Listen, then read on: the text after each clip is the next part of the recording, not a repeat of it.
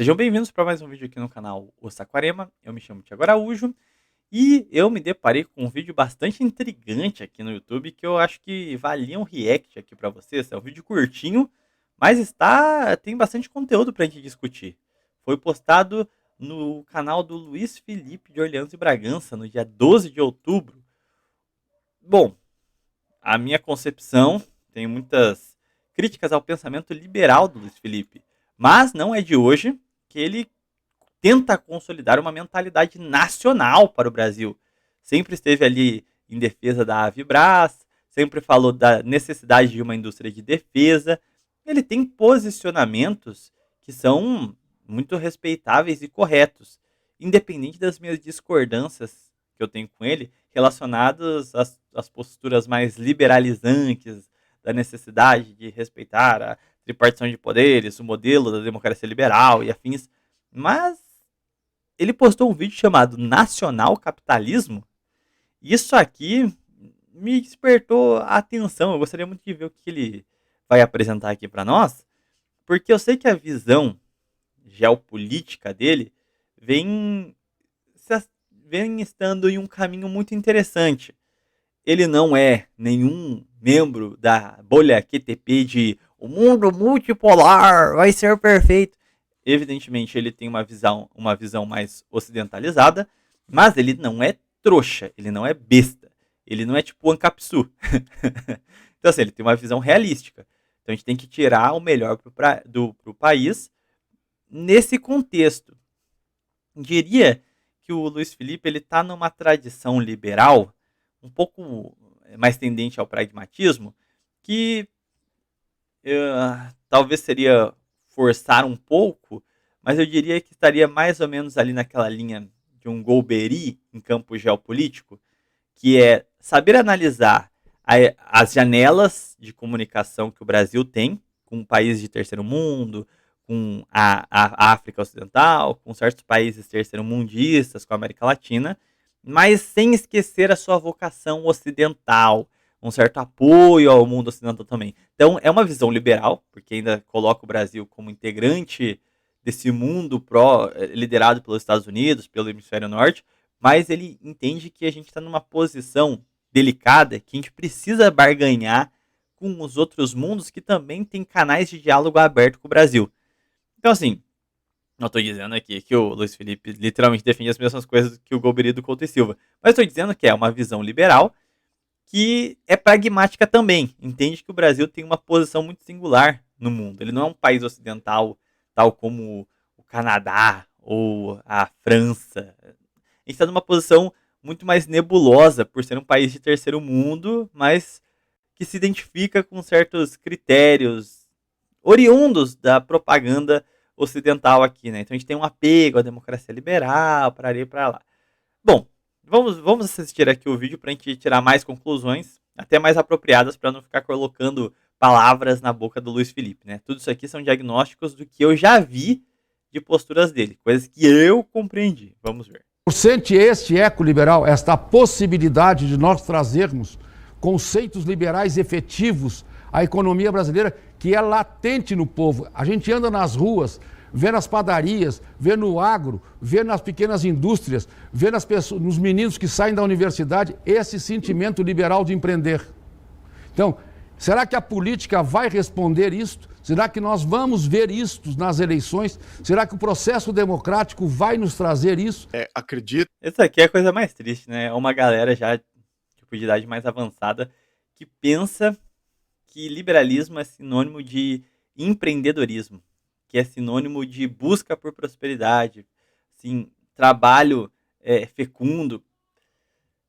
Cara, é uma pena que a gente tenha caído nessas cacofonias, né, cara? Porque assim, o mundo liberal é o oposto disso. É o mundo da especulação, é o mundo da usura, é o mundo do dinheiro fácil. É literalmente um mundo contrário ao empreendedorismo real, o trabalho real.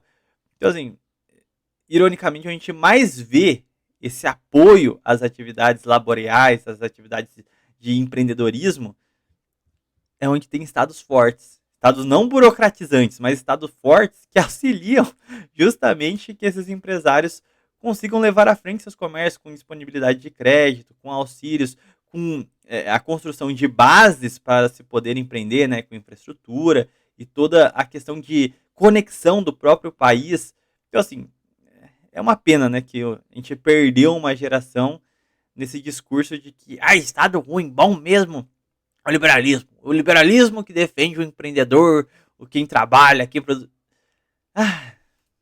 Isso é uma realidade, isso está só crescente e já era uma realidade durante o impeachment da Dilma, em 2014, 2015, 2016, as placas que se levantavam naquele momento nas ruas era exatamente isso, mais Mises, menos Marx. Isso há 10 anos. Um breve... tô com 50 segundos, já parei 2 vezes aqui, né? Desculpa. Mas a questão aqui, eu posso dizer com propriedade, porque eu li o livro do Luiz Felipe, porque o Brasil é um país atrasado na época que ele publicou. Então existe esse espírito do tempo muito forte de que a revolta da classe média contra o modelo da Dilma foi uma revolta contra o país velho, do desenvolvimentismo e afins. E é isso que alicerçou essa mítica que alicerçou o discurso que o velhinho colocou ali no começo.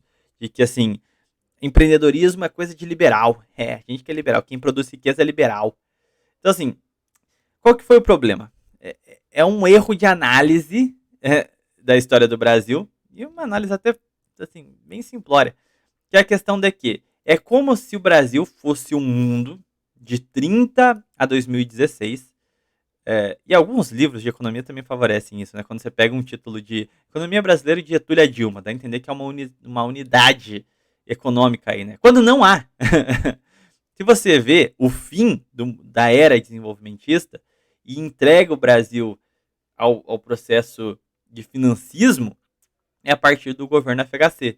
Mesmo o governo Collor não conseguiu ter êxito nessa política de integrar o Brasil a divisão internacional do trabalho, propriamente integrar ele ao mercado internacional, ao discurso que girava em torno das benécias, da globalização e pararia para lá. Então, assim, o problema é que a gente criou um quimerismo aqui, que foi a preservação da estrutura macroeconômica criada pelo FHC, ao mesmo tempo que a gente aderiu a um desenvolvimentismo de botequim, que seria o que foi os governos do PT, que eram usar o Estado para atividades econômicas, mas principalmente para finalidades políticas, onde o Estado se endividava, acabou com o poder de compra da classe média quando estourou a crise de 2014, que se inicia ali, mas vai se arrastando e passando até 2016. Então, assim, o que deu a entender é que esse gap dos dois governos FHC nunca existiu. Então, assim, a era Vargas continuou a se perpetuar até Dilma, e é ali que quebra. Então, a oposição a esse desenvolvimentismo, Estado grande, é o liberalismo, tem que ser o Estado pequeno. Quando a questão mais importante é, esse Estado é forte ou é fraco? Porque até o regime militar, você tinha um Estado forte, ele realmente tinha estatais estratégicas, tinha controle sobre campos fundamentais para desenvolver e industrializar a sua economia. A partir de FHC, a gente privatizou, a gente acabou com o legado dessa ideia do Estado indutor. Então, o que é fundamental, o Estado não tinha em mãos, de 2002 a 2016, a não ser a Petrobras, mas na prática, o Estado grande, ele não era um Estado forte. O Estado grande era um Estado burocrático para a classe média e as classes produtivas, que gerou a indignação delas, o estopim em 2016, mas ele era fraco porque ele não buscou reaver os alicerces da economia nacional, sequer uma política de fortalecimento das indústrias de base. A ideia principal do desenvolvimentismo, ou nacional-estatismo, enfim, todo esse ideário que percorreu ali de 30 a 70, era a lógica de que precisamos buscar um desenvolvimento soberano. Então, os setores chaves estratégicos têm que estar na mão de nacionais, do Estado ou de empresários nacionais. Isso não tinha nos governos do PT. Não houve isso. O inchamento do Estado era simplesmente para fins políticos e eleitoreiros, para se consolidar no poder. Só que esse estatismo de botequim do PT criou essa história de que, bom, Estado é isso aí, é gente que só quer usar para fins políticos, escravizar a classe média e não quer ser produtiva. Então a oposição a isso é Estado mínimo, é liberal. Liberal é quem? É quem quer empreender, quer fazer as coisas. Só que o grande plot twist da história que quem criou esse Estado burocrático maluco, esse Estado altamente clientelista, que usa o assistencialismo como forma de perpetuação no poder e que cria um bioleninismo de topo e base suprimindo o meio, foi justamente o alvorecer do neoliberalismo no Brasil nos anos 90, que desestrutura todas as bases soberanas da economia brasileira e nos subordina à barganha com os conglomerados financeiros internacionais e a dependência completa. E aí a forma como não tem mais desenvolvimento nacional, a busca é o clientelismo. Você usar o Estado como forma meramente de angariar apoio e não de promover desenvolvimento real, porque as bases já haviam sido todas privatizadas ou destruídas. Então assim, o grande problema da nova direita, nesse sentido, aquela que nasce ali em 2016, é um problema de diagnóstico e que leva ela a adotar a defesa de ideologias funestras que são justamente as causadoras dos males do nosso mundo contemporâneo. A lógica de desprestígio do trabalhador, de não ter uma mentalidade de trabalho fecundo, de valorização do empreendedor, do trabalhador, da conciliação dos dois, pelo bem e avanço da pátria, é do próprio liberalismo, que estimula a especulação e a usura. Então, assim... E esse sentimento só cresceu. Eu me lembro perfeitamente bem quando foi a candidatura do presidente Bolsonaro, em que ele fez um comentário durante a sua candidatura, enquanto ele ainda era candidato, ele fez um comentário ruim para ele, porque ele fez um comentário com relação à Petrobras, que não achava que a Petrobras precisava ser privatizada e nada disso. E ele começou a perder seguidores violentamente nas suas redes. Então, ou seja, as redes que estavam seguindo Bolsonaro já tinham esse conceito capitalista liberal como sendo intrínseco da nova mudança. E, na sequência, o que ele fez para corrigir? Psyops braba, hein, amigão? Imagina, você cria inicialmente uns juízes treinados lá no norte. E aí vem para cá, faz uma mega operação. E depois, através de algoritmos de rede... Ai, meu Deus. Você constrói toda uma base na sociedade que é contra os alicerces básicos para o desenvolvimento do país. Cara, eu sem sacanagem, eu acho que eu tô muito... Atualmente eu tô lendo bastante coisa sobre a campanha do Petróleo é Nosso. O esforço que foi conseguir vencer os conglomerados, as ONGs daquele tempo. Então, os mesmos caras que financiam as ONGs hoje, para falar de ambientalismo, de índio, de não sei o que, de movimento negro feminista, então esses mesmos caras, nos anos 50, estavam aqui falando assim, não, o Brasil vai virar comunista, ele quer criar a Petrobras, temos que impedir o comunismo e salvar a democracia. E aí, um complexo desgracento de ExxonMobil, Shell, diversas petrolíferas, encheram nego de dinheiro aqui para fazer campanha contra o Petróleo é Nosso. Você sabe o que é mais engraçado? Na campanha para as eleições de 1950, o Vargas não teve espaço nas redes públicas. Os jornais tentaram a todo meio calar o candidato ex-presidente, né, o Getúlio. E a campanha do Petróleo é Nosso foi completamente ocultada dos meios de comunicação.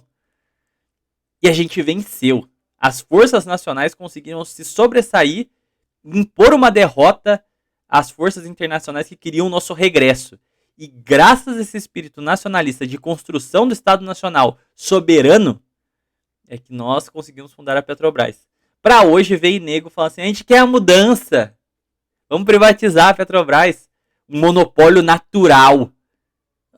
Desculpa aí. Você tem que ser muito retardado para defender privatização de monopólio natural, cara. Assim, é um andar para trás em níveis tão estratosféricos, onde até o Bolsonaro conseguia ver que isso era uma cagada. Nem o Bolsonaro defendia isso. E olha que ele é um cara, né, significativamente limitado. Ele não é o as da inteligência. Então, assim, a nova direita brasileira, ela nasceu de uma psiópse tão escancaradamente tosca que, meu Deus do céu, dá uma tristeza, cara.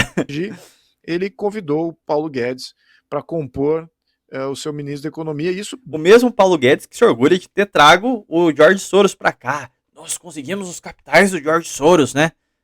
Isso, porque o que mais interessa é atrair capital, não importa de quem, para investir aqui dentro. Investir aqui dentro, né?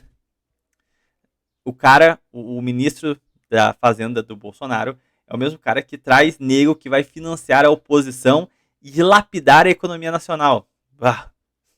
Muito antes até de começar o ciclo eleitoral, uma coisa meio inédita, mas exatamente para pontuar, porque ele entendeu que a opinião pública já estava lá. A opinião pública já queria fazer essa mudança. Os conceitos... Aqui eu acho que foi apito, hein? Aqui eu acho que foi um apito. Houve o sinal da população, porque a guerra híbrida já estava avançada. O processo de influenciar a população em criar um discurso de estética oposicionista para ser colaboracionista com a dominação estrangeira havia tido sucesso.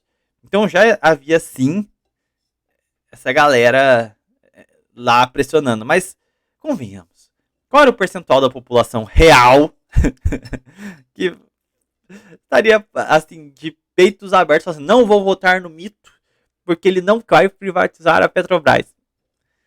Convenhamos que era um nicho muito pequeno. Mas, aí, momento chapéu de alumínio. Eu acho que veio o apito. Viu que o cara era perigoso, ia ser um outsider, tinha chance de vencer.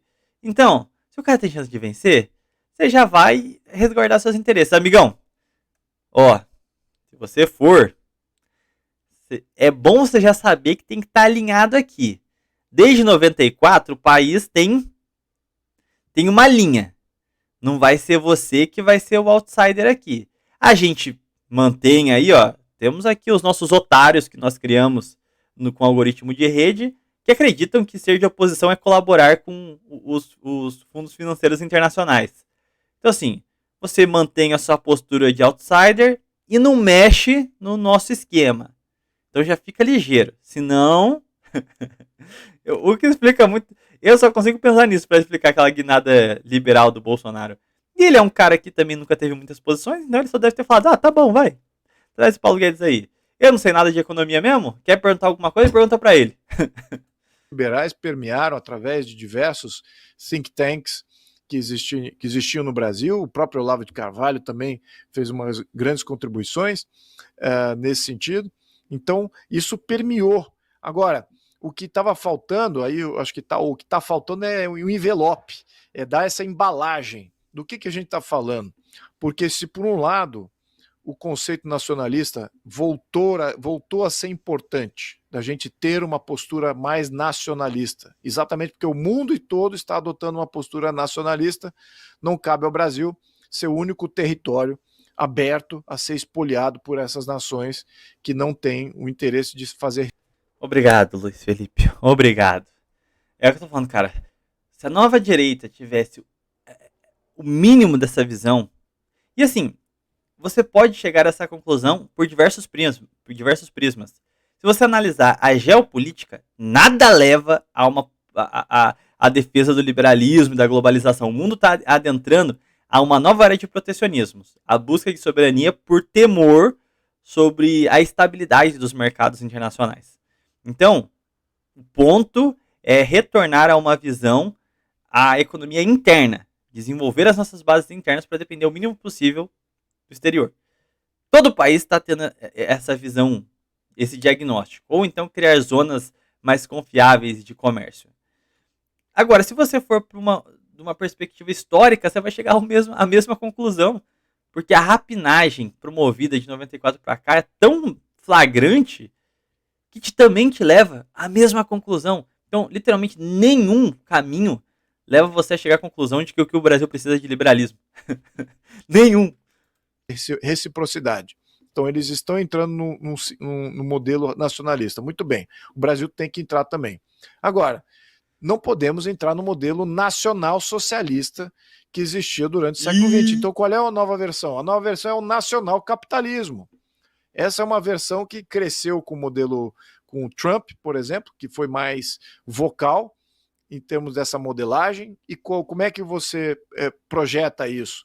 Do ponto de vista interno, é livre iniciativa, liberalismo, é capitalismo. Do ponto de vista externo, você se protege.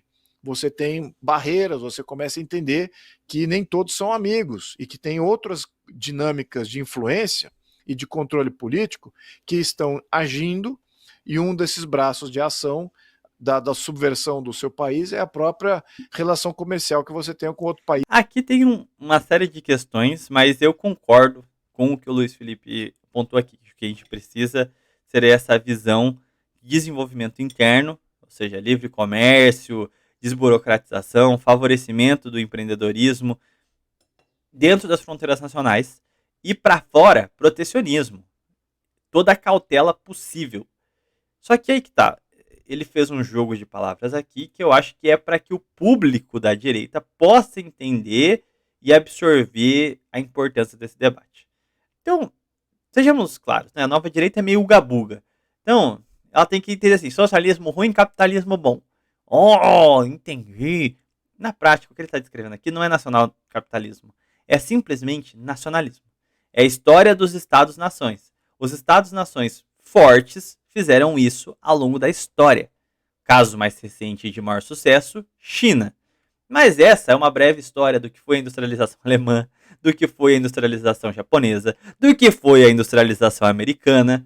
Todo caso de sucesso, a coreana também, no final do século passado, todo caso de sucesso vai nisso. Você deixa o livre mercado acontecendo dentro do seu país, os seus nacionais vão se fortalecendo, você vai preparar eles para competir com os gigantes internacionais, vai tentar equilibrar essa luta, e aí vai para o campo aberto internacional, aí você vai para a busca de novos mercados. Essa é a dinâmica básica. Só que, evidentemente, tem que ter um discurso para os otários que vão ser as periferias, que vão ser as zonas a serem dominadas. Qual que é o discurso para o otário? Qual que é o discurso que o malandro lança para o otário cair? É o livre mercado. Abre o mercado que vai vir os melhores produtos e mais baratos. Só que daí vai ser uma dinâmica expoliativa. Você vai mandar remessas e mais remessas de lucros para fora e você não vai ter nenhuma escala produtiva para ter empregos de alta qualidade aqui dentro e nem vai ter ganhos tecnológicos nisso. E aí você vai ficar para trás como uma colônia daquele centro a qual você tem uma dependência. Então assim, esse aqui não é nacional-capitalismo. E também não é um nacional-socialismo, é simplesmente mentalidade de um Estado nacional. Toda elite que entende o conceito de um Estado nacional e a briga entre as nações, esse é o caminho. Isso aqui não é visão da direita ou da esquerda. Se você é um ser humano minimamente racional, você obrigatoriamente, falando sobre política, tem que ter por base isso aqui. Não é admissível você defender globalização. Isso aí é esquizofrenia, é uma aberração política que surgiu, evidentemente patrocinada pelas nações centrais que queriam congelar o poder global. Os países emergentes, mais competição? Você nasceu para ser periferia e eu dominar você, acabou. É isso que aconteceu no mundo da crise do petróleo para cá. Foi o grande choque que permitiu a completa desestruturação das dívidas dos países emergentes. Uns ainda conseguiram contornar e emergir, como foi o caso dos asiáticos, e outros ficaram para trás na história, como é o caso da América Latina. Então, assim, não é uma discussão isso. O que ele está chamando de nacional-capitalismo não existe, o que ele está falando que era nacional-socialismo não existe. Nacional-socialismo tem uma história extremamente específica relacionada à mentalidade do socialismo alemão, a ideia de um socialismo étnico. É uma discussão muito mais complicada, mas a questão é que eu entendi o porquê ele usou esses termos. Sendo bem direto, o público da direita convencional é muito uga-buga e literalmente tem preconceito com palavrinhas. Então, é necessário colocar o capitalismo para ele entender. O capitalismo então é bom, não é de esquerda, não é socialismo. Na prática, é política para brainlets. É isso que possa ser um inimigo. Então, está mudando essa conjuntura. Então, na minha opinião, o que está nascendo para o século XXI, que nós brasileiros, tardamos em adotar, apesar de que a opinião pública já está lá, mas não está de uma maneira muito coesa ou com um refrão muito compartilhado, é essa ideia de nacional capitalismo. É como eu me coloco, ao menos do ponto de vista do que é necessário para o Brasil agora. Então, É por isso que eu considero o Luiz Felipe um cara que dá para ter um diálogo tranquilo referente a essas questões de busca pelo desenvolvimento novamente. Ele é um cara que entende que é necessário você consolidar uma burguesia industrial, que não tem como você acreditar nas metafísicas do discurso liberal, de mão invisível, não sei o que, em escala global. Então, assim, é um cara que super tem como a gente ter trânsito político, é um cara que entende o jogo, e é um cara que eu acho que ele até é útil, porque ele traduz o real jogo político pro Zuga-Buga da direita, que é incapaz, entendeu? Que tá preso lá no discurso narrativo de se tem socialismo no nome é de esquerda, tem que ter capitalismo porque capitalismo é bom. O pessoal mais debilitado intelectualmente, entendeu? Então, eu acho que o trabalho que o Luiz Felipe faz é importante, e é um cara que quando questões importantes ao nacionalismo aparecem, ele entende a importância. Então eu acho que é um caminho aberto, sim, para um diálogo de política prática. isso é fundamental. Então eu vejo isso acontecer, eu vejo em vários fóruns, eu vejo que a aderência da esquerda, vamos só lembrar, que todo o modelo que temos hoje, o modelo de Estado que temos hoje, foi criado pela esquerda. Você tem previdência estatal, você tem educação estatal, você tem saúde estatal, você tem assistencialismo estatal, e você tem leis trabalhistas completamente anticapitalistas. Então você tem 5 pilares de socialismo já em Constituição, senão a questão da CLT é um conjunto de leis que ninguém toca, porque tem todo um judiciário separado, blindado, para proteger aquilo lá como se fosse a Bíblia. Então, nós temos um modelo socialista já incrustado no nosso modelo de Estado. E é isso que nós temos que entender, que esse modelo está falido, e a esquerda está sem mais o que acrescentar. Qual é a narrativa da esquerda? Mais do mesmo, mais previdência, mais saúde, e já tem. Já conquistaram, são conquistas que já lograram o seu sucesso e sua falência já há mais de 100 anos. Então, nós temos que olhar... Bom, aqui a gente tem alguns pontos que são necessários ser pontuados. Como eu disse, no que diz respeito ao debate da posição do Brasil no cenário internacional, dá para ter um diálogo com o Luiz Felipe. Quando a gente for falar de política doméstica, possivelmente a gente vai encontrar diversos entraves. Mas ele pontua algumas questões que são justas à reflexão, que é, primeiramente, o esgotamento da esquerda. Isso é, toda a esquerda pós-trabalhismo, ou seja, que o Jango é capotado em 64, e a esquerda nunca mais se reabilitou naquelas configurações trabalhistas nacionalistas. Só que aí que tá, todo o aparato nacional de busca por uma justiça social foi continuada pelo regime militar, principalmente a partir do governo Costa e Silva, mas com mais ênfase no Médici, né? Ou já estava pronto. Então, Vargas já havia conseguido consolidar diversos meios de proteção aos trabalhadores. E depois disso a gente teve a Constituição Cidadã, né? Que daí ampliou ainda mais os benefícios. E assim, a esquerda ficou sem propósito. Meio que as suas pautas já haviam sido alcançadas. E evidentemente a esquerda não trabalhista, ela tinha suas utopias de socialismo, disso, daquilo, e melhoramento desse estado social, mas não tinha mais uma grande utopia para correr atrás e nem muito apoio das utopias propostas no ligado de uma esquerda mais radical. O Brasil nunca teve vocação comunista. Então a população nunca engajou nesse discurso também. Então assim, realmente a esquerda tem uma falta de propósito tremendo. Só que aqui tem algumas coisas que eu acho perigosas, que é a ideia de um ciclo de vida desse sistema. Quando, na verdade, a gente teve mais um apodrecimento da nossa estrutura econômica do que propriamente um limite de vida. Algumas coisas têm que ser reformuladas. Por exemplo, a CLT, ela vai ter que, como a dinâmica de trabalho atual, ela foi brutalmente modificada, é necessário revisá-la à economia moderna. mas sem destruir o texto base, porque algumas seguridades são essenciais. Agora, no que tange à Previdência Social, por exemplo, eu sou muito cético quanto a ela. Eu não sei se tem como reformá-la de alguma forma. Infelizmente, eu acho que é uma realidade que sem o boom demográfico que nós tínhamos no passado, é insustentável. Não tem como ter. Essa é a verdade. A não ser que a gente adote um modelo de arrecadação individual, não tem muito como salvar, pelo menos não o todo da população. Essa é a realidade. E principalmente num contexto onde a gente vai ter muitos idosos e pouca força trabalhadora, é ainda mais impossível. Então, assim, eu teria que analisar todas as propostas de manutenção do sistema atual, mas eu acho que ninguém defende tal como ele funciona hoje ainda. Porque o cenário a qual ela foi formulada e funcionava já mudou de ponta a ponta. Então, não tem como você defender mais esse sistema nos dias de hoje, porque a composição demográfica da população mudou. Então, sim, é necessário reformular alguns critérios desse estado social que nós alavancamos.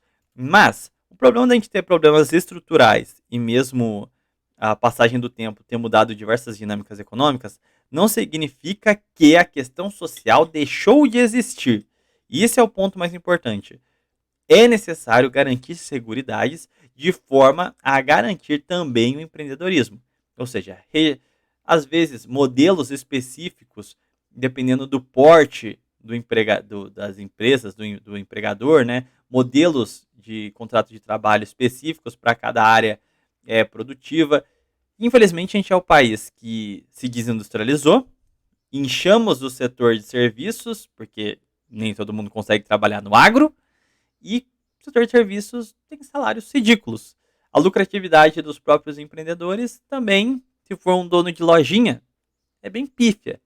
Então, realmente, algo que foi pensado para uma sociedade industrial fica muito mais pesado. Então, é muito mais uma questão de redesenhar as conquistas que nós tivemos de defesa do trabalhador, de avanços na questão social, do que propriamente desmontar esse aparato. Desmontar esse aparato é extremamente perigoso, porque a questão central para a modernização do Brasil foi a questão da valorização do trabalhador, porque até a era Vargas, o trabalho tinha uma conotação como não essencial, um trabalho simples e desvalorizado e ligado a uma posição escravista. Isso é, trabalho é coisa de escravo. Elite é quem fica no bem bom e não faz nada. Então assim, trabalhador, se dizer um trabalhador era uma coisa pejorativa no Brasil pré-30. Essa é a carga da cultura escravista do nosso país. Então assim, o único caminho que nós encontramos de modernização e que deu certo, industrializou o país, foi a valorização do trabalhador. Inclusive, diria mais, nós, quanto um país cristão, temos a obrigação de manter essas conquistas. Porque elas são um empreendimento da própria Igreja Católica. A questão social foi debatida exaustivamente desde o final do século XIX, iniciada ali na metade do século XIX.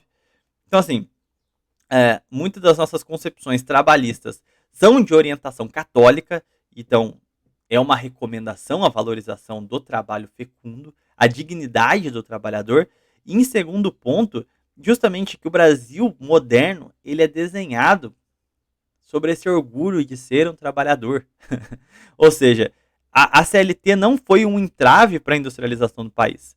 Então, assim, o problema econômico que a gente enfrenta não está na estrutura da justiça social, da questão social. Está muito mais ligado a um processo de desindustrialização e perca do panorama político de um programa a longo prazo de país. A CLT nunca extraviou a industrialização do país ou o seu desenvolvimento. Foi justamente nos momentos que a gente mais cresceu, a gente conseguiu fazer uma coisa muito incrível, que foi uma modernização muito rápida, sem uma total expoliação da classe trabalhadora. A gente conseguiu conciliar questão social e desenvolvimento. Isso é um legado que a gente tem que levar pra frente. Então assim, a gente tem um problema sério? Sim, a gente se desindustrializou, a gente começou a andar pra trás. Aí as conquistas começaram a pesar. O caminho não é refrear a dignidade do trabalhador. O caminho é buscar novamente a prosperidade econômica. Parar com a integração global e voltar a buscar a industrialização do país. voltar a ter projeto nacional de desenvolvimento. Gente, é uma questão óbvia. A questão é que o empreendedor não tem para onde crescer, só lhe restam, porque os competidores internacionais já estão com as melhores partes do bolo, então cabe ao empreendedor nacional funções de baixa tecnologia agregada, baixa rentabilidade, e aí toda a questão social começa a ficar complicada. E aí o empresário ele precisa se endividar, precisa recorrer ao setor financeiro, assumir dívida, dorme mal, e aí ele se vê obrigado a atacar o trabalhador. Ou seja, não existe, e aqui é muito importante colocar isso, porque fica muito evidente que não há aqui uma natural guerra entre trabalhadores e empregadores. Pelo contrário, toda a sociedade isso sempre existiu. E a gente tem que buscar uma forma harmônica dos dois coexistirem e cooperarem pelo bem da prosperidade nacional.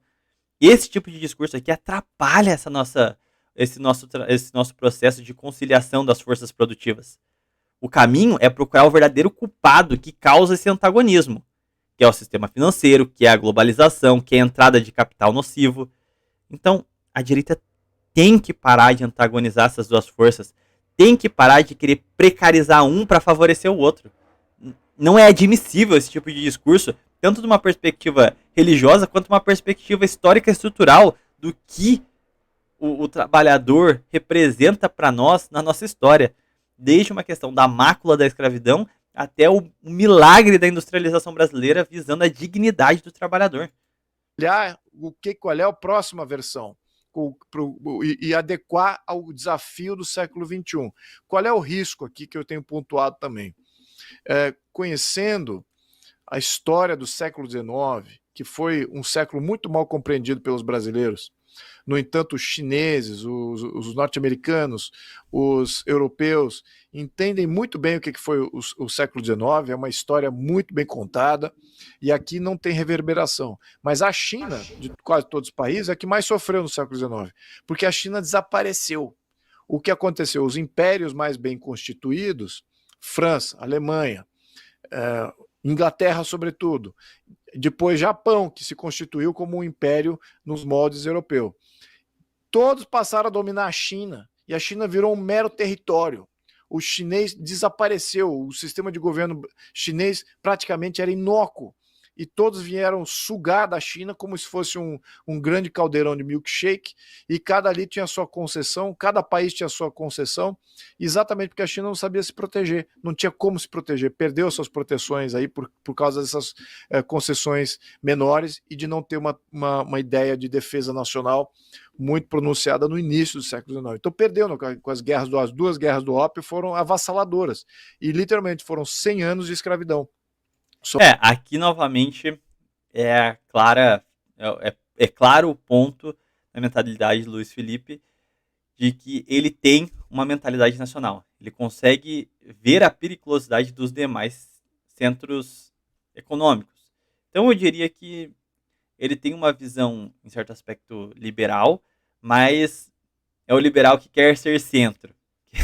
Já entendeu que o discurso liberal para a periferia é o que torna ela periferia. Então seria colocar o Brasil no centro, mas ainda preservando as estruturas políticas e institucionais do liberalismo. Tanto em campo econômico, em partes, né? No sentido das relações de trabalho, isso sim, e da legislação, da estrutura das instituições de Estado, mas entendendo que esse liberalismo econômico tem que ser só para a burguesia nacional. Para a internacional, não, porque isso pode colocar em xeque tanto os interesses dessa burguesia nacional como do próprio Estado Nacional, né? Então, eu diria que o Luiz Felipe ele tem um pensamento essencialmente liberal burguês na fase já que compreende a função do Estado Nacional como a proteção do seu próprio discurso. Ou seja, se o discurso dele tem alguma carga positiva, é porque depende do Estado para alicerçar essas seguridades que ele quer, entendeu? Só foi ressurgir com o movimento nacionalista, com Chiang Kai-shek, depois Mao Tse-tung, no início do século XX. E aí surgiu a China que vemos hoje. Então, veja o perigo que é esse atual governo, que, na minha opinião, ele é um preâmbulo de o Brasil se tornar um mero território concessionário de diversos interesses internacionais poderosíssimos.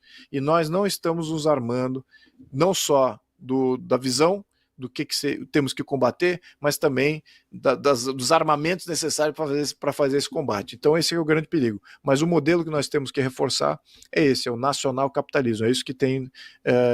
Aqui eu concordo com ele também sobre as posições colonizadas do atual governo, ou seja, foram tantas concessões ao Partido Democrata, ao Departamento de Estado norte-americano, que virou um satélite.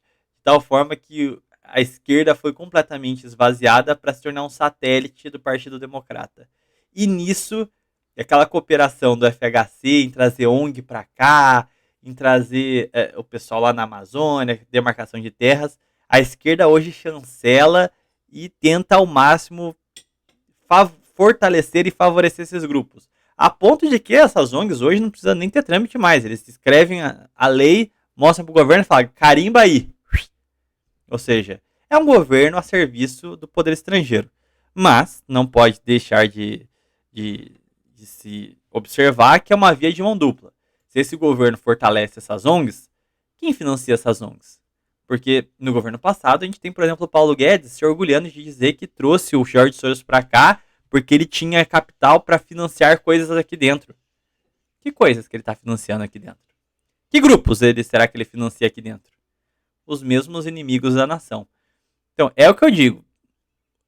Dentro do liberalismo, acho que pode haver um certo racha, isso seria positivo, inclusive, entre liberais conscientes de como a banda toca, que seria o Luiz Felipe, que daí rumaria a um nacionalismo liberal para defender a burguesia nacional, e outro que seria a ala Paulo Guedes, que quer a integração ao sistema financeiro internacional, e aí ele busca a colonização do país e a subjugação de toda a força econômica ou produtiva a esse capital externo, a dominação estrangeira. Então, me parece que há aqui uma clara linha delimitando a diferença que existe entre esses liberais da nova direita, né? Só que, infelizmente, eu vejo poucos como o Luiz Felipe, né? Essa é a parte mais triste. Que salvaria o Brasil agora no século XXI e nos colocaria numa proeminência muito similar à da Índia. Bom, esse aqui foi o corte. Acho que trouxe diversas discussões importantes aqui para nós. Cria um panorama sobre alianças políticas futuras, talvez? Pode ser que sim, não sei. Acho que cabe uma discussão aberta em muitos pontos, eu digo, de concordância, mas tem as suas limitações, como ficou muito evidente aqui do contraste entre o ideal de Estado-nação trabalhista e o Estado-nação liberal. Acho que isso ficou muito evidente aqui também. Então, assim, cabe a reflexão aí dos diversos pontos e como a gente pode se compor num futuro político com a nova direita também, e como ela está se fracionando em grupos que apresentam mudanças interessantes. Se você gostou desse vídeo aqui, deixa seu gostei, deixa um comentário para engajar o vídeo. Se não for inscrito, se inscreva. Tem o clube de membros, onde a gente tem diversos programas, o Prosa Nacionalista, revisão de livros e afins. Se você quiser aprofundar a discussão e ajudar a financiar este canal, clube de membros aí para vocês, tá bom? Eu vou ficando por aqui então, fiquem com Deus, até um próximo vídeo ou live, até mais.